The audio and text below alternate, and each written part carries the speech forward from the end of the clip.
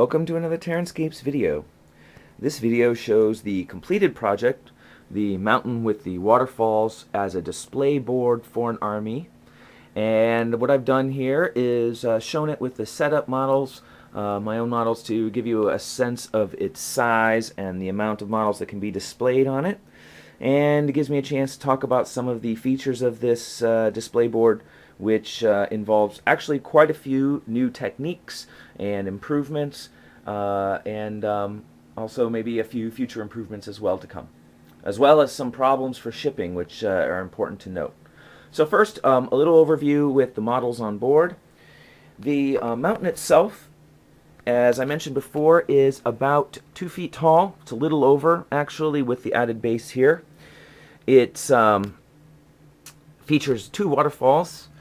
Each waterfall drops about, I'm going to say, I think it's about 6 or 9 inches or so. Give you a comparison here with my hand to scale.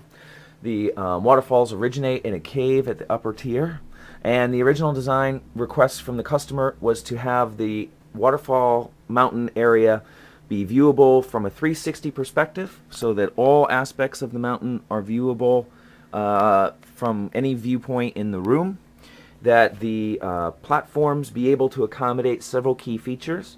The first one is that the top platform be big enough for a character model. What I've done here, let me move out of the way of the light here, is I put a 40 by 40 as well as my assassin on here to give you a sense of the scale. So you could easily put a mounted figure up there. This is Marathi on a Pegasus, so there's plenty of space for a large winged model. I don't think you could fit a dragon on that perch, however, just for reference. Also, tiers for bolt throwers. Here's a bolt thrower with a character adjacent to it, another bolt thrower with a character. And even though I've made some custom bases, if you had a larger round base, you can see that it would still fit on that platform quite easily.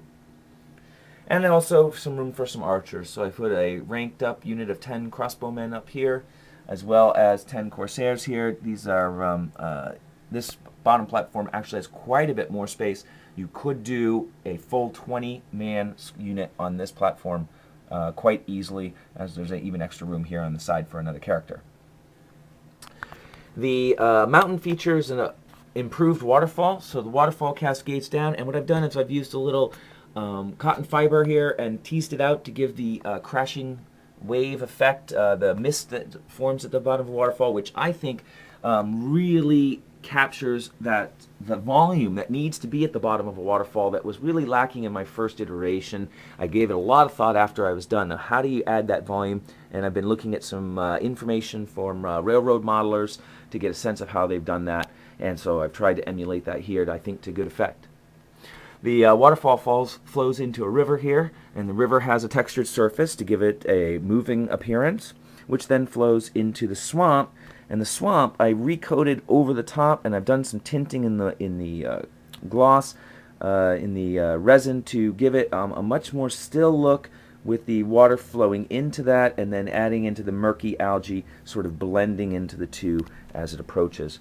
The customer originally wanted a swamp. I didn't want to do the whole side corner of the swamp to try to preserve some space for some more models, so that this board could house really up to a 3,000 point army pretty comfortably.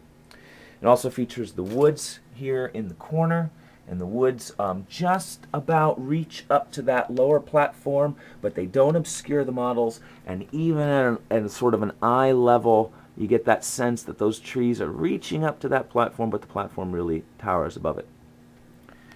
There are a couple rock outcroppings. The rock outcroppings feature new cast rocks that I've been working with just over the last, this is actually the first project to show them. These are cast from some purchased molds, and they really look much more realistic than the hand-carved rocks that I've been doing, and this will become the standard rock for all future work.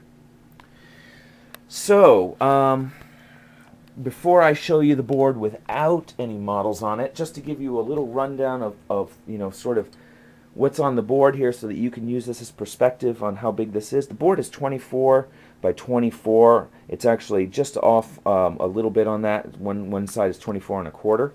And there's enough room on the riverside here to feature even a monster, my Hydra.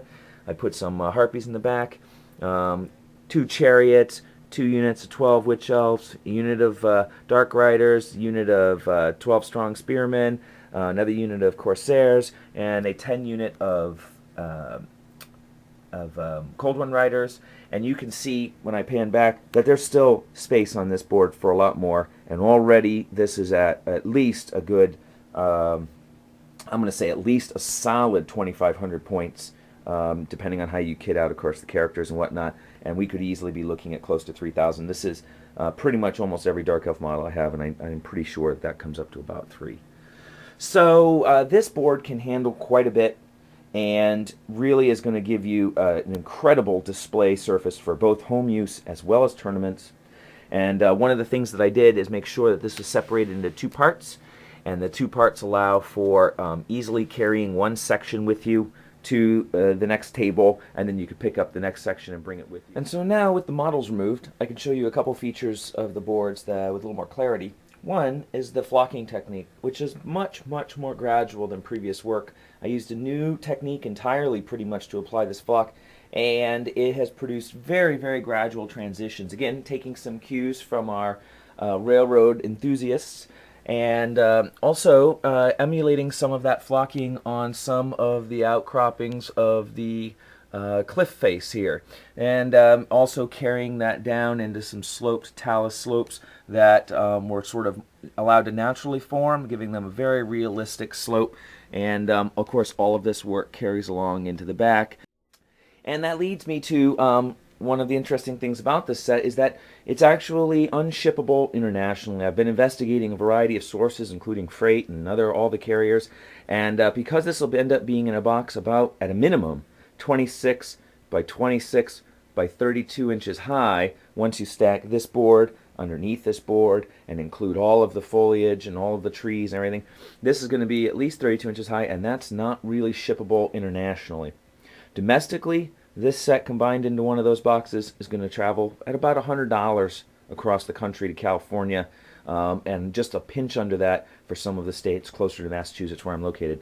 So this is going to be available for sale. I'm going to have to recontract with the customer for a new piece that would be shippable. And so this is going to be for sale on the website, and is encouraged for local purchasers. Anybody who's in the New York, Connecticut area, of course, this would be an excellent pickup piece, since you would avoid significant shipping charges by doing so. So if I were going to ship this internationally, what could be done? Well, the maximum box size I could ship is pretty much 26 by 26 by 12. And I think what that would allow would be to split the mountain in half and enable the top half to be removed and boxed in its own box, and be able to ship the shipment perhaps as 2 or 3 boxes at a minimum. Now that makes the Waterfall kind of an interesting dilemma, because the way this is assembled, I could not divide this and have, expect any customer to realistically be able to reattach waterfalls or anything like that. So I was thinking, as an alternative, it would be possible to say have the waterfall come out of the mouth of the water, fall into a pool that's then pouring into another cavity. Then, on the bottom section, have a new cavity formed where the water is pouring out from there and then coming across. So it adds quite a bit of flexibility in terms of where to divide the mountain for shipping. It will produce a noticeable seam, of course, when you try to reassemble it, and we'll add probably some labor into the carving of it to try to get that to match. But I think that's probably going to be about the only way you could get something of this sort of stature across the ocean, so to speak. Overall, though, if I were to evaluate this piece in terms of my overall level of quality to date, I'd say this sets the new standard. This piece is absolutely fantastic. It's flexible so that these pieces can be arranged side by side. They could be arranged front to back like this. You could leave the mountain at home when you go to a tournament. Take all your models off. There's plenty of space on here to make this the transportable display board. You really want to wow them at the tournament, bring both pieces. You can set this up at home, display all of your models in most showcase format. I think this really is a nice piece. Anyway, if you want to see pictures of this, you want to take a closer look at some photos, you can always visit TerranScapes.com. I will have photos, close-up photos of this with and without models, showing some of the natural features, and you can also see how to purchase this piece there. I'll post the price there as well. And of course, if you have any interest in having pieces like this made for you, you can always contact me through TerranScapes.com. But remember, of course, that custom work is backlogged right now and will be for the far future. So you're basically getting into the work queue, which is hopefully you might find worthwhile to be waiting for. Thanks for viewing.